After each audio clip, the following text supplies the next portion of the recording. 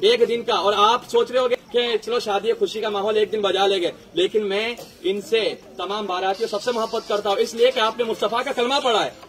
آپ کی مجھے فکر ہے بھائی، کیونکہ ہم ایک دن گانا آپ دیکھ رہے ہوگے مسلمانوں کی کتنی پریشانی ہے، 3 مہینہ ہوتا نہیں ہے، لڑکی کہتی ہے میں کو جانا تیرے ساتھ جمتا نہیں ہے کہ نہیں ماحول ہے؟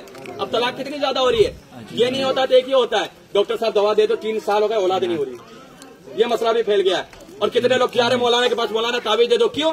کہتے ہیں کہ اولاد تو ہو گئی لیکن فرما بردار نہیں ہے، مارتی ہے۔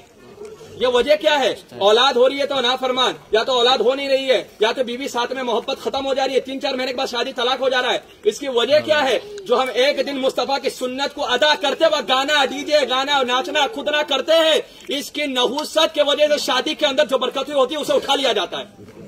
تو ایک دن کی خوشی کے لیے جو ان کی 40 سال 45 سال 50 سال کی آپس کی زندگی رہے گی وہ خراب نہیں ہو رہی ہے، وہ خراب نہیں ہو رہی ہے، تو اسے بچانا ہے تو یہ گانے بجانے کرنا ہوگا۔ ایک دن ناچو گے 40 دن کی پوری زندگی کا سکون چلا جائے گا۔ ایک دن ناچنے سے سنت رسول کے دائرے میں رہ کر شادی اور نکاح کرو گے تو 45 سال تک اللہ اس کے رسول آپ پر رحمتوں کی بارش عطا فرماتے ہیں۔ سبحان اللہ۔ تو 45 سال کی زندگی کو اگر اچھا بنانا ہے تو شادی کے اندر خرافات کو ختم کرنا ہوگا۔